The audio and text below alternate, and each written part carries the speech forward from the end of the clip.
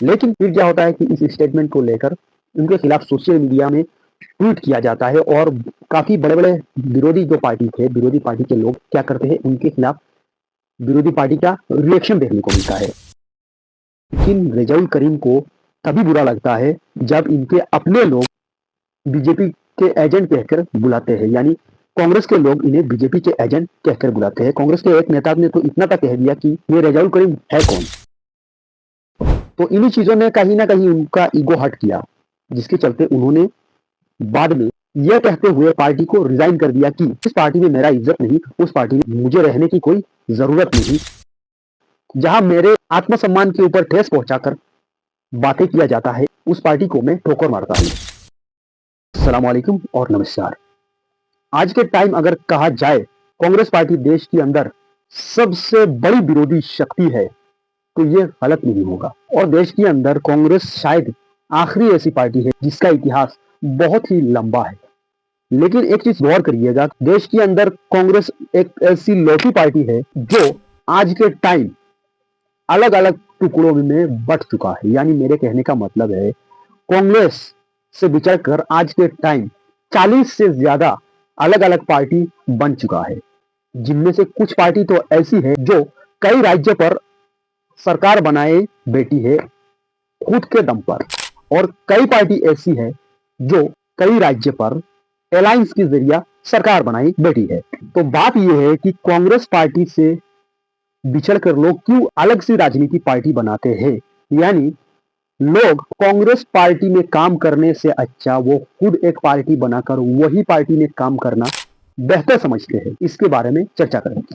कुछ दिन पहले की बात है, असम के अंदर एक माइनॉरिटी के बहुत बड़े लीडर रेजाउल करीम, जो all Assam minority student union के प्रेसिडेंट है, वो क्या करते हैं कि उनका जो संगठन है all Assam minority student union, उस संगठन को छोड़ देते हैं, उस संगठन से रिजाइन ले लेते हैं और रिजाइन लेकर क्या करते हैं, 10 जनवरी को कांग्रेस पार्टी ज्वाइन करते हैं।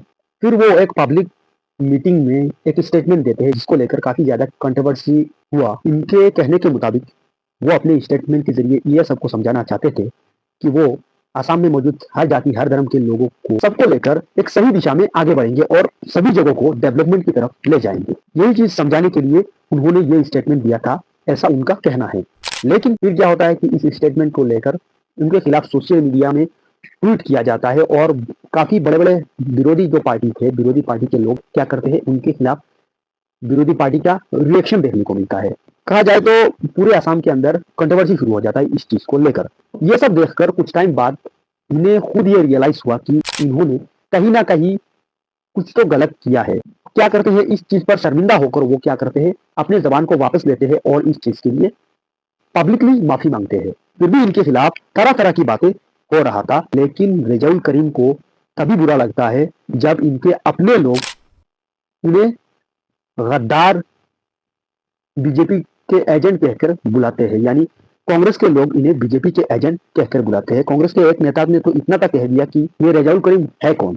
तो इन्हीं चीजों ने कहीं ना कहीं उनका ईगो हर्ट किया, जिसके चलते उन्होंने बाद में यह कहते हुए पार्टी को रिजाइन कर दिया कि वो कहते हैं कि जिस पार्टी में मेरा इज्जत नहीं, उस पार्टी में मुझे रहने की कोई जरूरत नहीं, जहां मेरे आत्मसम्मान के ऊपर ठेस पहुंचाकर बातें किया जाता है, उस पार्टी को मैं ठोकर मारता हूं, जो वो सोशल मीडिया और प्रेस मीट के जरिए बताते हैं। रेजाउल करीम ने कांग्रेस को रिजाइन कर दिया, कांग्रेस से रिजाइन ले लिया। तो काफी लोग उनका ये जो सोच है इसका समर्थन कर रहे हैं और समर्थन करेंगे भी, क्योंकि जब इस तरीके का बयान सामने आए कि कोई लीडर अपने कम्युनिटी के हक के बात करने के लिए किसी पार्टी का सहारा लेना चाह रहा था, तो उस पार्टी में भी उसे एक गलती को जरिया करके बेइज्जत किया जाता है, तो ऐसी हालातों में लोग सपोर्ट करेंगे ऑब्वियसली।